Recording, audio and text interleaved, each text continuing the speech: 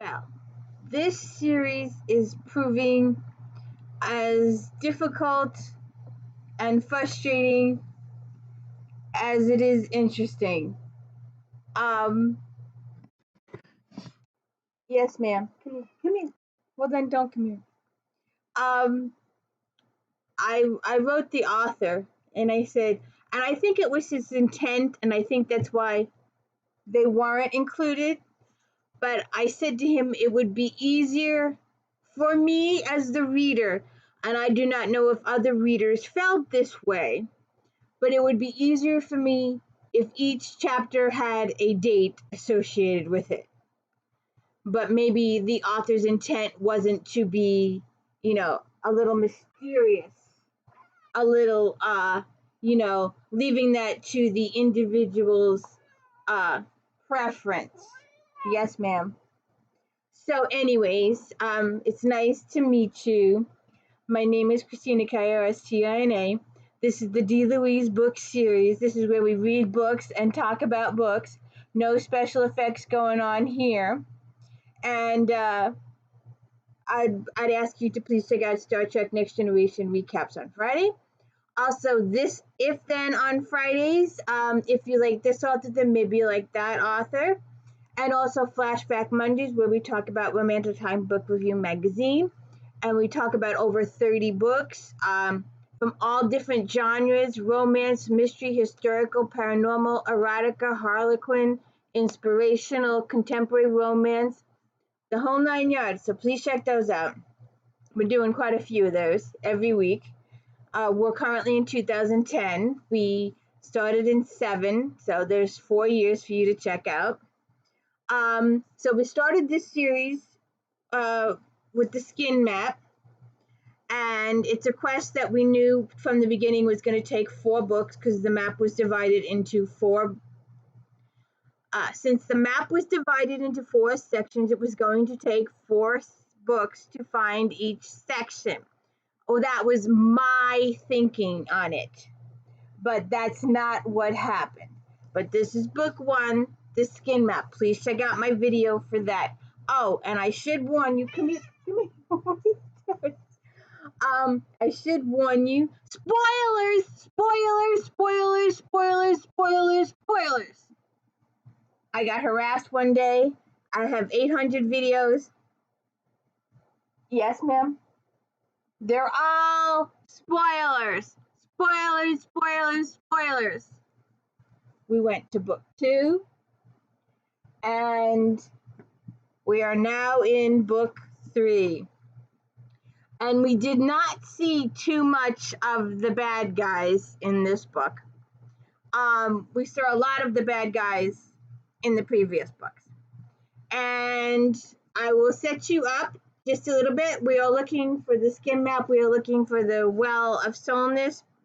And I've got a few things to talk about here. But one of the best parts about the book is the catch-up in the beginning.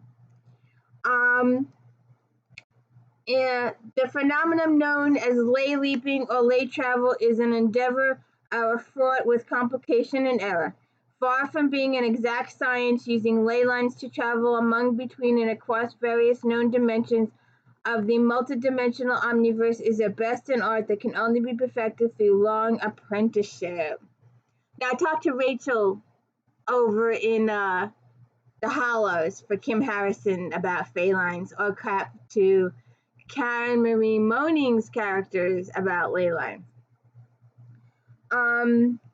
Kit Livingston knows only too well. Using a ley line discovered by Wilhelmina, his former girlfriend, Kit had succeeded in eluding capture by Lord Archibald Burleigh, a ruthless and violent man determined to possess the fabled skin map at any cost. In Kit's desperation to escape Burleigh's clutches, however, something has gone amiss. For although he landed in the right place, it seems he landed in the wrong time. The Stone Age. He's back in the Stone Age. He could do some archaeology, get some dinosaur bones and take some pictures of dinosaurs and see what they really looked like and document a whole bunch of other stuff. But anyways, and And Wilhelmina Kit finds himself definitely not the one Wilhelmina had in mind when she advised him to use that particular ley line for his getaway. Suffice it to say that for the time being and perhaps the foreseeable future, Kit seems to be stuck in the Stone Age. Making the best of his predicament, Kit has stumbled upon a discovery that could prove important. He found the bone house, and he falls through it and he finds the well of souls. Meanwhile, back in the 17th century Prague, Wilhelmina's enterprises go from strength to strength. Her grand imperial coffee house is rousing success and a boon to the city's population. Edsel Steiferbeam, Mina's partner and baker by trade, provides tasty bakeries and invigorating coffee to a widely appreciative public. Yes, ma'am. It should be remembered that Giles Danvers, the late Sir Henry's face footman and driver, was sorely wounded in the attempt to flee Burleigh on the night Kit vanished and was taken to the coffee house for medical attention. The unfortunate Mr. Danvers has returned to his home in England to convalesce. What lies ahead for him is currently unknown. Halfway away in a world, Dr. Thomas Young and his new enthusiastic assistant Kefri are deeply engrossed in their work. We last saw them beginning the task of cataloging an astounding trove of treasure recovered from the sealed tomb of Anim, high priest of Anim and brother-in-law to the pharaoh Amenhotep. One of the items retrieved from the tomb was a portion of the skin map. Our Dr. Young, we may recall, is also in possession of a meticulously rendered copy of the map, and with careful help will endeavor to decipher its unique symbols. But we don't see him in this book at all. We don't see anything of the Doctor. Unknowns to the others, a rival quester has been quietly making progress to search for the ultimate treasure, none other than Douglas Flanders Petrie, who may be sensing difficulty with the expanding Flinders Petrie line. There is also a simple alphabetic. The grandfather is Arthur, the son is Benedict, and Charles is the grandson, and Douglas is the great grandson. So he's trying to get that worked out. So that's where the book starts. And again, my biggest complaints with the book is that I could use every chapter to have a time frame because we're bouncing back and forth between time frames. And the lack of location in each chapter is an issue for me now. And a lot of the things that happen in this book happened before this book. And that's a little confusing for me. Mina has already spoken to Dr. Young, and they've already gone to the tomb, the pyramid, and it's done. This one, she's preparing to do this. So this, even though it's book 3 and occurs after book 2, it's occurring before book 2. You see my confusion there. You see, this book, she is preparing to go talk to Dr. Young, while in book 2, she has already talked to Dr. Young. So that's a little, unnerving for me. So that's one of the issues with the time frame issue. Then we get this third person, this additional person. And, I would like to, I was happy but unhappy because we get this listing in the beginning of the books, who the people are, who the characters are, who the main characters are. However, Cassandra is not listed in the peoples, and we have we are told who she is, but we have no idea what her role in all of this is to be and how her relationship with everybody else is supposed to be. It's very She comes out of nowhere. All of a sudden, she's there. All of a sudden, she's participating, but no one else knows about her. She's completely alone until chapter XYZ. And these insiders find her and discover her and have to inform her of what's going on. Although they do not know too much, they are probably based on the knowledge from this one, the first one. So they haven't been through this one yet.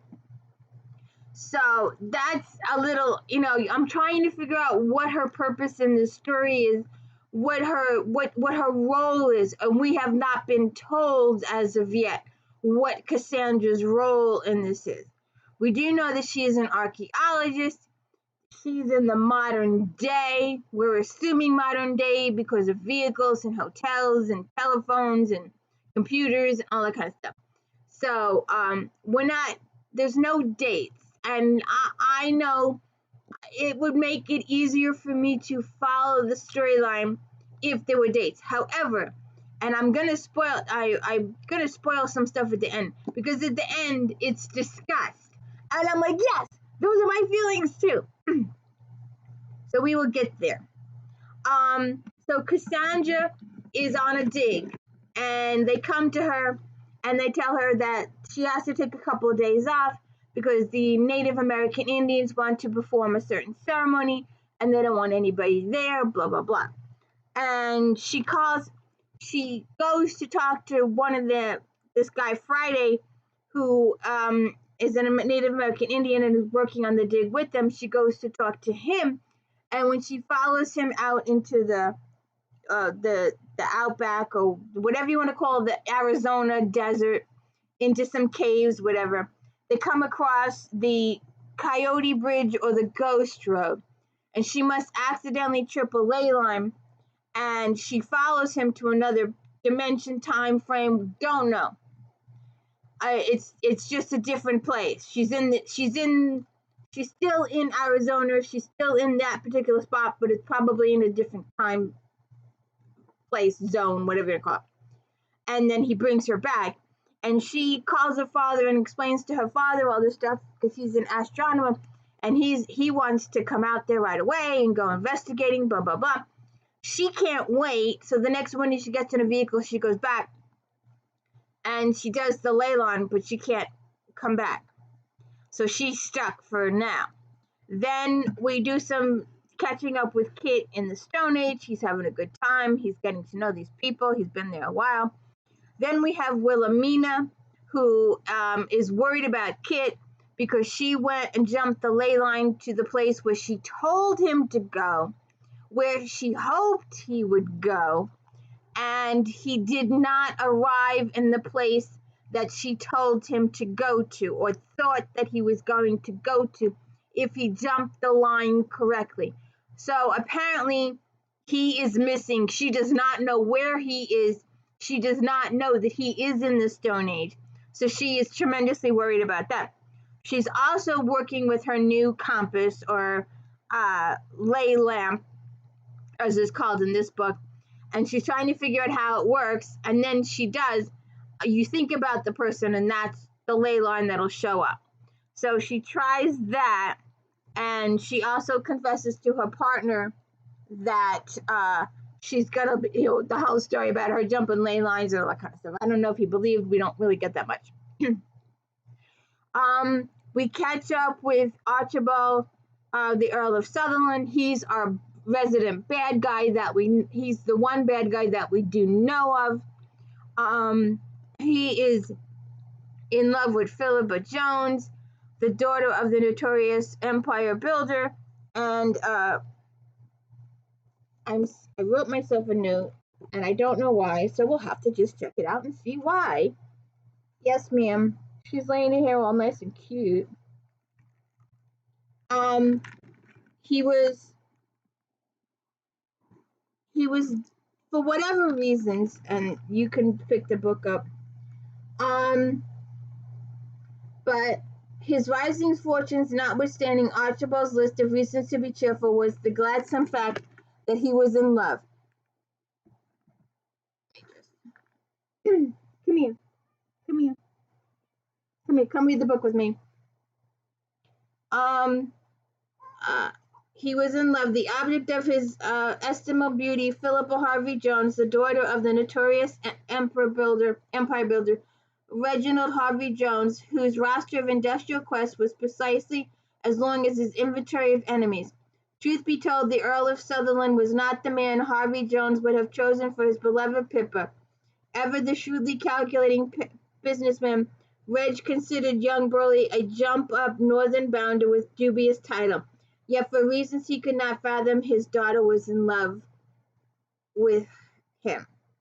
Now, then he tells Philippa that he has to go on a trip to Italy, and he has some business that must be attended to immediately. And things happen in Italy, blah, blah, blah. And he says there's some stuff that goes on, and then it says, they talked about where they would like to honeymoon and other pleasantries, and this carried them up to the day of Burleigh's embarkation. He called on her a few hours before sailing time and made his final farewell. They shared a kiss or two, then he departed. No one but the coach driver saw him walk onto the dock to board the waiting ship, and that was the last time anyone in London saw of him for a very long time. So he leaves, and he goes on his journey of his own. And then on his journey, he meets this Lorenzo Di Ponte, an Italian lawyer, who tells him about the Etruscans carved their secret roads deep in the tuff stone, the soft volcanic rock. They carved for miles and miles. Sometimes these roads connect the ancient towns and villages, but sometimes they simply connect one strange place for another. They are always lined with tombs carved in the soft stone. And Burleigh is like very interested. Have they been explored? Have these tombs? Are there artifacts? Blah, blah, blah. And he says the people call them spirit roads or ghost roads. He shook his head gently as he peered into the shadow trench. They were considered sacred, but now they were used no one knows. One of the Etruscan mysteries. And he gets intrigued by what the lawyer is telling him about this stuff, and he goes to check it out. And he jumps a ley line and disappears. Yes, ma'am. Are you having fun with my notes? She likes paper. And I would move my computer so you could see her, but I cannot because my computer malfunctioned and it's being held together by this clip. Another one of these clips. I have more than one. But this, my computer, the bottom separated, and the clip is working really well so far. I don't have the money, like if you've noticed, I don't have, my videos is not that great, and my audio is not that great, and this is a what you see, what you get podcast. And I don't have the equipment, I don't have the money to buy a new computer at this juncture. So we're living by the clip. I have another computer that has no battery, so it has to reboot itself every time you plug it back in. And even if you leave it plugged in, it still crashes and you have to reboot it. So the battery is completely 100% gone, and I have no idea how to replace the battery in a laptop. Oh, and they don't make the battery anymore. I researched that too. Then Kit has some, we catch up with Kit and the Stone Age. Then Lady Haven Faith, who is the lady of the moment in Burleigh's life, talks to Mina and tells, first Burleigh wants her to talk to Wilhelmina, and discover what Wilhelmina knows about Kit's whereabouts. And Lady Faith goes and talks to Wilhelmina and tells her to get the hell out of town, that she's in danger. So she does that. We also go back in time, and some of this stuff has happened and not happened and happened. Good Lord, do you have to go off every podcast? Bing, bing, bing, bing. Come here. Bing. So anyway, where was I? So this time we go backwards in time to go and we catch up with Arthur Flinders Petrie. He's the guy that started all of this with the skin map. And now we were there the last time we saw them. I believe we were with the Arthur, his wife, and the kid, and the wife dies. So now it's just the Arthur and the kid, and our Arthur dies, and Benedict is only supposedly only 6 years old, and Benedict asked them, and this is where it technically starts, sort of, kinda. Before Benedict leaves, he says he must have a copy of the tattoos on his father's body, and he was hoping that someone would get some parchment and write it down. And instead of writing it down, they cut the skin off his father's body, and that's how the skin map was made. And so it's Benedict who starts out with the map, and it's Benedict who takes charge of it. So then Mina goes on another quest, and she's rambling around in town trying to figure out stuff. And we talk about the ley lines again.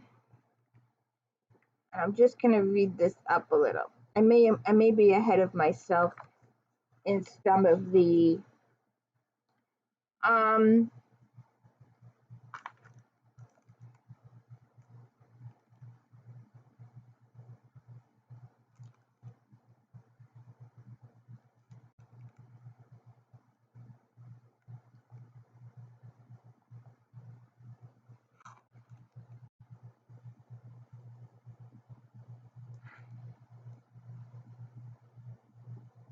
well, I lost my spot in the book. Oh.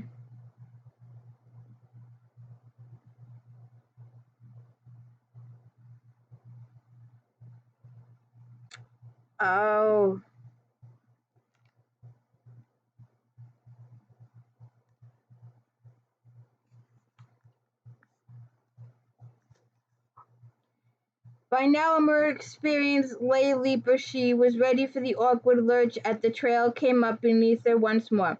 The ground level slightly higher this time. Taking the jolt in her knees, she managed to remain upright, took 2 more steps, and stopped to look around. The world around her had changed. The gentle hills and plowed fields of Bohemia were gone. In their place was a chilly, misty wilderness of wide valley and treeless heights, somewhere like Yorkshire, she thought. But it was not Yorkshire, at least not the one she knew. Burleigh maintained that it was, like so many other worlds, only a connecting place, a waypoint between one dimension of the multidimensional universe and another. 2 more leaps and would bring her back to England. Haven had no doubt she could reach London, but there was some uncertainty in judging the leap just right in order to achieve the desired time. Without the benefit of the Black Earl's little device to aid her, she would have to rely on her wits. Nevertheless, she was happy to have successfully made her escape and to be on her own at last. The next ley line was some distance away, a petty upheaval nearly half a distance on foot, and this time was remote, deserted landscape. There was nothing for it but to walk. And so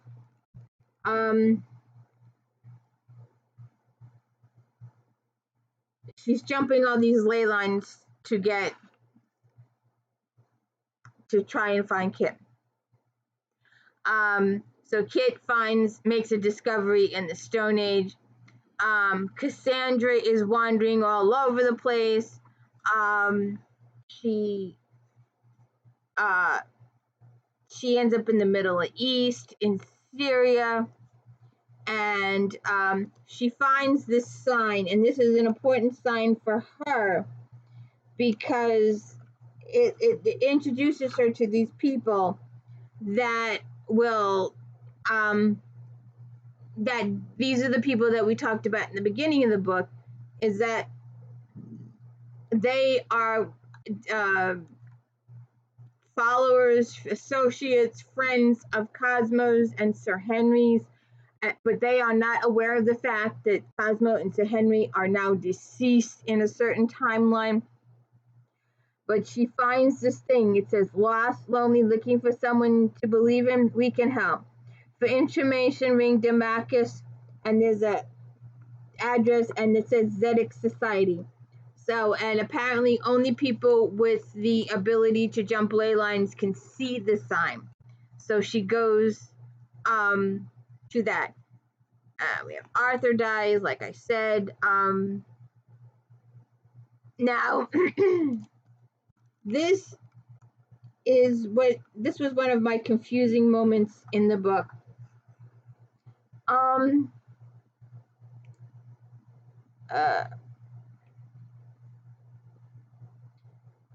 Now that she was familiar with lay travel in broadest, most general sense and growing in confidence by leaps and bounds, as it were, Wilhelmina was keen to master the finer points and intricacies, and so had become a willing guinea pig for Brother Lazarus' experiments. Getting the time period right, he said during one of their sessions, that is most crucial if we're ever to effect a reunion between you and your friend, or any other useful purpose for that matter, suggested Mina, to be sure. There is rarely advance without experiment, he observed. If this experiment is successful, we will add a great deal to our store of knowledge. See here now, listen carefully. Thomas Young was active in London between 1799 and 1829. He was president and member of the Royal Society, so you should be able to make contact with him through the society secretary, providing you can get back to London in the first place. That ley line took you to Prague should lead you back to London, although this is far from certain. I just wish that there was a way to calibrate the time frame more precisely. That, my dear, is what the experiment is designed to explore. So she's making these plans to go see Dr. Young and explain things to him when she's already done that in this book. And that was a little confusing for me. Then Wilhelmina catches up. Now, we haven't seen this next part, and I'm a little confused because supposedly, like I just said, they're deceased, but she's in this tavern in London before stuff has happened. Now, remember, stuff happened here in the last book, but now we're in the next book and she's doing stuff before the last book. It's confusing. So she sees this notation on the wall, so she asks the waitress about it on the wall, and the waitress gives her the letter. My dear Wilhelmina, I can well imagine how confused and frightened you must be, but take heart in the knowledge that we are looking for you. I urge you to stay here. Take a room at the old ship at my account, and remain in Sefton until we come for you. Kit is with me and sends his greetings, your servant Cosmo Livingstone. Now, remember, this happened in the last book, and they died in the book before that. It's really confusing. So that's why I would like to have these time frames in order. Another thing, we have Lord Burleigh encountering Daniel, who has some issues and is selling off objects to raise money because he has lots of debts. And Lord Burleigh buys all the artifacts from him. And that's not good, that he's selling all the artifacts. Then we have Cassandra is meeting with the Zetic Society, and they're explaining all this stuff to her about time travel. And just wanna my name is Cassandra. Yes, I expect it would be. I was on my way to society just now. Would you like to accompany me? So they go to the society, and they explain what sort of travel are you, Cassandra? So far as I know, no one in my family has ever experienced anything like this. I think I would have heard if they had. I guess I was initiated. By whom, may I ask, were you initiated? A man, a Native American, we call him Friday. You knew this fellow well? She's like, no. But we were on an archaeology dig, blah, blah, blah. And so they talk about that, and then they tell her about the uh, skin map. The quest for the skin map is merely the beginning, Mrs. Peelstick said. The skin map. Has no one mentioned that to you? Brendan said. No, not in so many words. Well then, I shall tell you a story. Many years ago, a man named Arthur Flinders Petrie. Yes, and I don't need to hear it now. Hear it again now. She gave them both a smile. If you two will excuse me, I'm going to pick up some things at the grocer's. And he proceeds to tell her about the skin map and Arthur Flanders.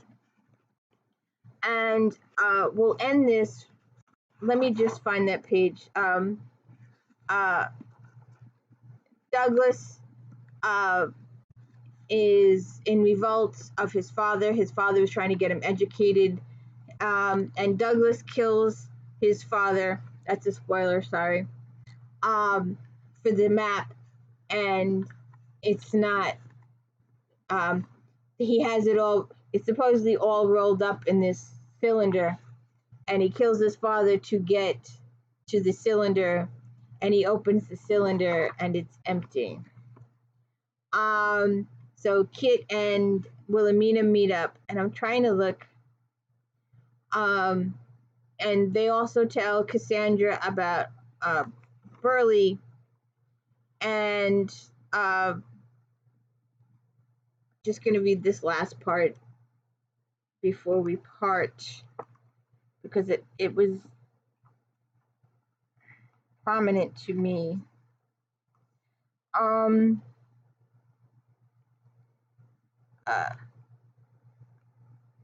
I don't know about you, but my life has ceased to become linear chronology. I seem to be here, there, and everywhere. Time gets a little fuzzy. You got that right, affirmed Kid, whose voice hoarse from talking more in the last 12 hours than he had in the previous 12 months. I've been coming to Maserati for a few years. One early visit, I actually arrived and realized that I had returned before the last time I was here. Brother Lazarus' point of view, we had not yet met. That was a real mind-bender. In the end, I had to go away again because it was all too weird. Anyway, it has taught me not to make any assumptions, to keep quiet and observe what's going on around me and try to blend in so I don't alarm anyone. I've also learned how to calibrate my jumps better. I can leave right now, go back to Prague for a month or two, and then come back here and you won't have arrived yet. Yeah, murmured Kid, but you would know that I was going to arrive eventually, right? Maybe sometimes. I don't always know what I'm going to remember. You just said I found you in Egypt, right? Do you remember that, don't you? Kit, I have no memory of that at all. For me, the Mina you're talking to right this moment, it hasn't happened. So for her, this book hasn't happened yet, which is weird.